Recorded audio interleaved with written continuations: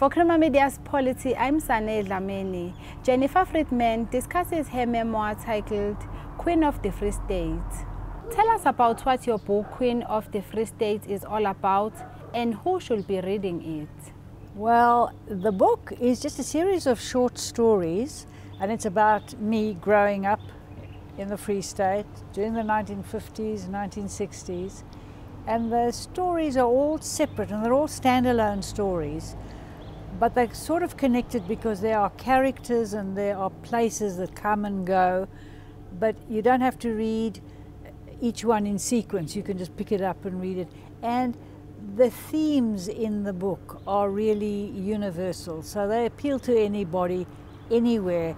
Lots of people have probably had similar experiences. If it's not one thing, it might be another, and somebody will say, oh yeah, I know, it happened to me. So it's just about life as a kid in the Free State. Why did your mother refer to you as the Queen of the Free State? She didn't. She didn't. No, she didn't. I called myself the Queen of the Free State because in my grandparents' village, there was this really beautiful cemetery, and I used to love going there, and it was really quiet and it was very old, and there were beautiful trees and the graves were all old and lots of grass, and it was just a lovely place to be, and there were doves in the trees. And I would sit there for hours and I would pretend that whoever was in these graves, I knew them. I could read the names, so I would make up lives for them, and they would be part of the whole story that I was making up for them. And I was the queen, and they were all my loyal subjects. And I always say, they loved me, and I loved them, but they had to listen to what I was saying. I was the queen, I was the boss. Growing up in Jewish in a small town in the Free State in the 50s and 60s, she moves between child and adult, black and white, as Verwoerd's grand apartheid is dividing South Africa. You grew up in the 50s and 60s where there was a clear racial divide in the country. Do you think much has changed since then? You know, it has and it hasn't. I don't think that people, the little bit that I know, because remember I don't live here anymore, but what I've seen on my visits here, and I find it really disturbing, is that I find a lot of people, their opinions and their feelings, they don't change. You know, they're still living in the olden days. I don't know what it is. A lot of things have changed, and fantastically. I mean, I've just been to Cape Town, and the whole hotel, there was not a white face to be seen in that hotel. The whole hotel was run by black people, and it was fantastic. And I thought to myself, 10 years ago you wouldn't have seen this. 20 years ago, forget it. There have been some really wonderful things, but and everybody just mixed. Nobody cared. It was just natural. I've been to the Franschhoek Literary Festival, where everybody was just mixing and talking, and it's the way it's supposed to be, you know. I loved it. I loved it. There was such a buzz of people talking and exchanging ideas, and nobody cared. And there's the difference. I think maybe it's the ordinary people in the streets who are still having problems, and it's the people who read and the people who think, and they're the ones who've changed and who are happy to be in the new South Africa. I would be. Tell us about the treasure bag you discovered while playing with your cousin Benjamin. Yeah, we were on this kopje at the back of my grandfather's house. And that kopje, I always thought, well, that's my kopje.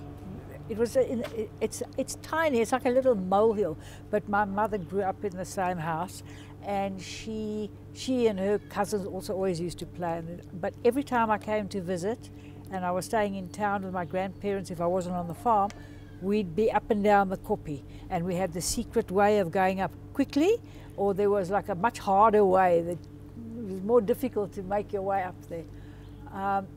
And the two of us were playing cowboys and crooks one day, and we always used to fight about who was going to be the sheriff and who was going to be the crook, because we both wanted to be the sheriff. Anyway, there was like little fine gravel on part of the koppie, and while we were sort of ducking in the grass and pretending we had these cap guns, my cousin had these cap guns, Benjamin, and we used to get these rolls of caps. We call, you know, percussion caps, and if you put it in a little toy revolver, and when you pull the trigger, it would make a bang, and you could smell the gunpowder. Anyway, so we bang, bang, bang, bang, and the next thing I know, he slides down, and he's bleeding, and he's hurt himself, and he was a very sensitive little boy. He was really sweet. He was a good boy.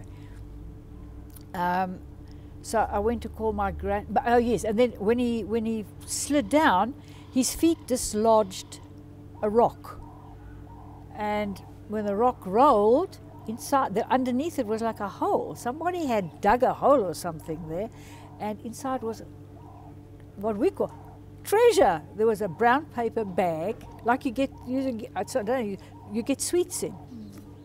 And all excited, and to open it up, and inside was tobacco and some cigarettes and money, pounds in those days. It was a long time ago. And I thought, oh my, you know, maybe it's like a pirate's treasure or something. I must have been reading some book that was telling about pirate's treasure. And my cousin Benjamin was looking at me. He says, "Oh, pirates here, you stupid." I mean, this is Filipinos. We don't have pirates here. Anyway, I left him there, and I went to call my grandfather, because the koppie was right here, and there's the back gate of my grandparents' house, little yard, and then into the back door, and you're there, you know, it's like part of the garden kind of thing. And so my grandfather came, and he took the money, and he took the cigarettes and everything, and he took us to the police station, like all scared, and the policeman said, no, he doesn't know anything about anybody. We thought maybe somebody had broken into the cafe or something. He said nobody had reported it, he didn't know anything about it. He would look after it, the money and the tobacco and the cigarettes and stuff, and if nobody claimed it after a certain period of time, we'd get it. Not the money, not the tobacco, not the cigarettes, but the money. Anyway, we nagged my grandfather, we nagged him every day. Has the policeman phoned you yet? Has the policeman phoned you yet? No. Anyway, finally, one day, the policeman phoned him, and he said, listen, it's 3 months or something, 6 months, I can't remember how long it was. Time's up, and you got the children there, bring them down. Like, you know, money's theirs now. So we went down to the police station, and my grandfather was holding us. He had really strong hands, and he's got the two of us here, the scruff of our necks, and he's marching us in like we'd done something bad, you know. We're walking like this in, and he says, "Ja, sergeant, hier is die twee," and we're standing there like two criminals. and so he gave us the money. Well, he looked at us, and we knew that money was supposed to come to us, and then he looked at my grandfather and he said, "No. I think it was £10 or something." In those days, it was actually quite a lot of money. He said, "No, it's much too much money for you kids. I'm giving it to your grandfather. He can decide." Anyway, so my grandfather took the money, and we were cross. I mean, we found it. It wasn't even we. Benjamin found it. I was just like helping him. My grandfather gave us each £5, but he made us put it in our money boxes for a rainy day. And you know, I could tell you something, that rainy day never came in the Free State, because we were having the worst drought ever. But we waited, and I didn't even know what he meant, a rainy day. But in terms, we each got £5 extra, and it felt good. Tell us how your love of flying aeroplanes started, and your first experience of flying with your uncle. We had family friends. They came from Switzerland, and he was the manager of the Anglo Alpha cement factory, and they were really interesting people. They went to wonderful places, and they had all sorts of pets. They lived on this huge property. It was the cement factory provided this huge house, and with a massive garden and enormous orchards, and it was just wonderful. And they had peacocks, and what we called her Auntie Martha and him Uncle Michael. They weren't related to us, but you know, it's polite. And she had pet lambs and lots of dogs and calves and chickens and ducks, and in one big, they had two big cement dams, and in one big cement dam, Michael used to have snakes that he liked to play with, but it was high walls, you know, you couldn't get in there, and then the dam next to it, there were a whole lot of lovely little white rabbits. It never occurred to me as a kid what the rabbits were there for. The rabbits were there to feed the snakes, you see. Anyway, I liked reptiles, and I used to have lots of lizards and that sort of thing when I was a kid. I liked them, and I liked frogs. Anyway, we got on very well, Michael and I. And the rest of my family was scared of everything. And I was scared of nothing, okay? So there's the difference. So Michael took one look at me and thought, okay. He decided he was going to start gliding. So he bought a glider. I don't know, he must have had lessons, I can't remember. Somebody must have taught him. And then he said he wanted to take me up. And my parents would, no ways would they ever go in. It's too small, never. So, okay, I want to go, go.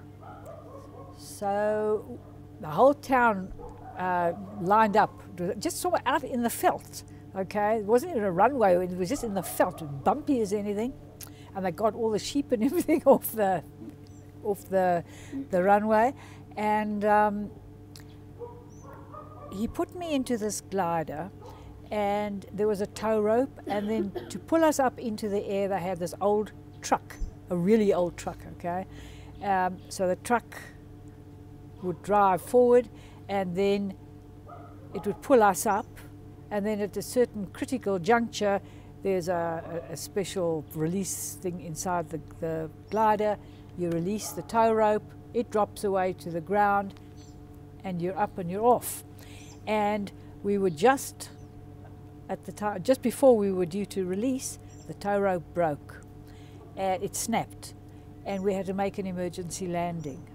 And he started panicking and freaking out, and I was in heaven. I thought, oh my God, this is the most exciting thing I'd ever done. I loved it. To me, it was where I belonged. I wanted to be there again, and we took off again with another tow rope, and I was just totally hooked. And years later, he bought a plane, a Cessna, and I started flying with him, and I was cutting out every piece of information about flying an aeroplane, whatever I could find. I had scrapbooks. I want to tell you something, I couldn't move in my room, scrapbooks.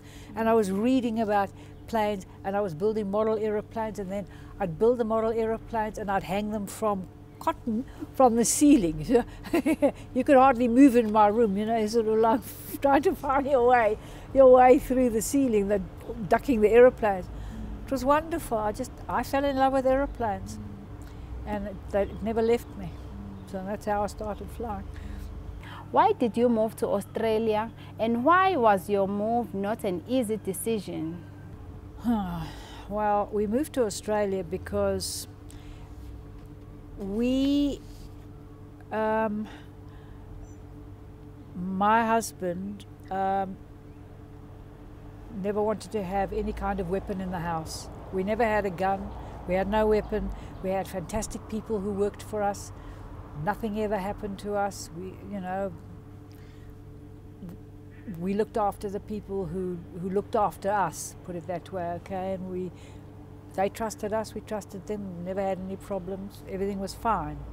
And then one day, and you used to say, when the day comes that we've got to have a gun in this house to defend ourselves or protect ourselves with, that's the day we're going to go. And I said, not me, never, I can't. I'd lived away from South Africa before, and it just made me sick. So then one day a woman was doing a lift scheme for a nursery school lift, and she had a whole Tarago bus full of 3-year-olds. and she was held up by a gang of men, and they shot her in front of the kids, and they threw her out of the van, and they threw the kids out of the thing, and they drove away. It was terrible, and it happened in the street behind us, and we knew the person, and when my husband came home, he said, the time has come now. And I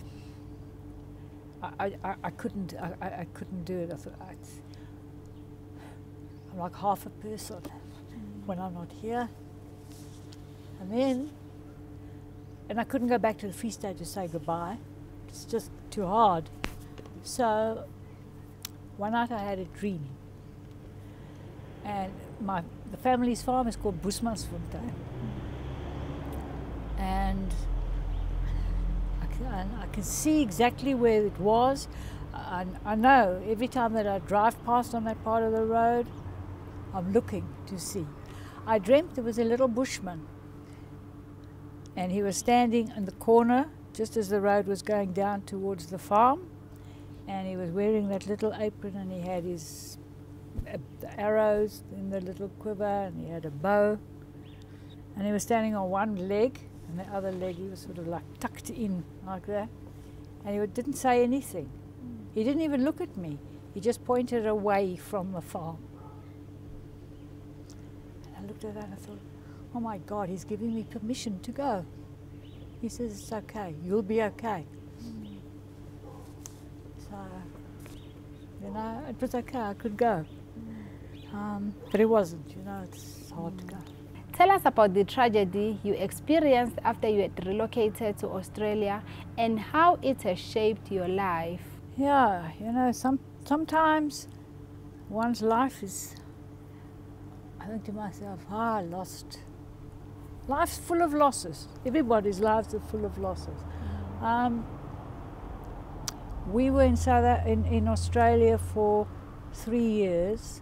When my husband came back from playing golf one day, and he said he had a sore in his mouth, and he'd been playing with an old school friend of his from South Africa. And Howard Sandler, and Howard had looked at it and he didn't like the look of it. Anyway, to cut a long story short, Alan got cancer, and he fought, he never complained. He was really amazing. And he had chemotherapy, and he had radiation, and he had operation after operation. It was really terrible. And I was sure, you know, I did everything. Whatever the doctor said, 'cause Alan said, I'm not leaving here, I'm not going to America, whatever has to be done, if they can't do it here, that's it, we're staying here.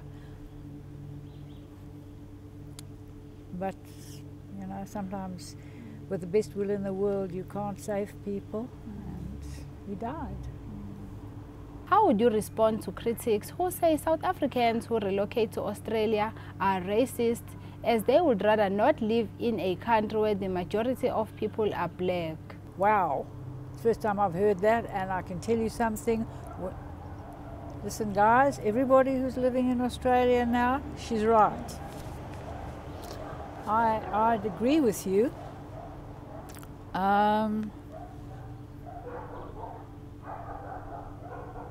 I've always thought it an absolutely disgusting thing to do, to leave the country of your birth. I would never, because now it's easy for me to say I'm blaming my husband and he's not here to defend himself. But I'm blaming him because I would never have gone. I loved him, I respected him. He was really a most wonderful man. And he moved us because he thought it was safe for us. And also, our son would have gone into the army here. And they were fighting a war on the border that we didn't want to be involved in. So, you know, I know why he did it. But nobody I knew, and nobody that I knew who immigrated, and to this day I can say the same thing, has ever felt the same way about the country that I do.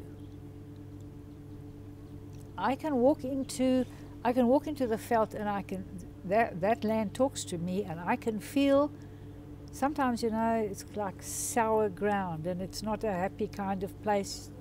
I can feel it.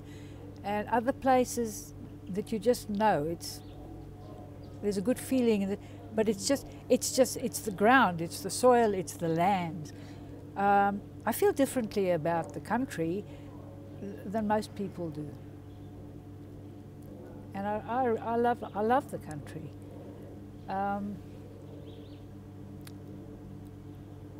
I've always maintained that if you're nice to me, I'm nice to you. If you're not nice to me, okay, I'm not going to be nice to you. You know, I want you for a friend. I don't want you for a friend. It's got nothing at all to do with the color of your skin. I don't care. The people who have left, I think, have all gone because they're scared. It's their self-preservation. They're scared something's going to happen to them, and they're just thinking about themselves, but they're not thinking about what it means to leave the country at all. And for them, the country is all the country now. For them, I think they're just thinking the country's black. I don't fit in there anymore. But how do you know if you don't come back here and try and make a go of it? Can we expect another book in the near future? I don't know about the near future, but I'm writing one now. Yeah, so I'm busy with a sequel at the moment, and I'm writing. Yes, thank you. That was Jennifer Friedman speaking to Crema Media's Polity about her memoir titled Queen of the Free State.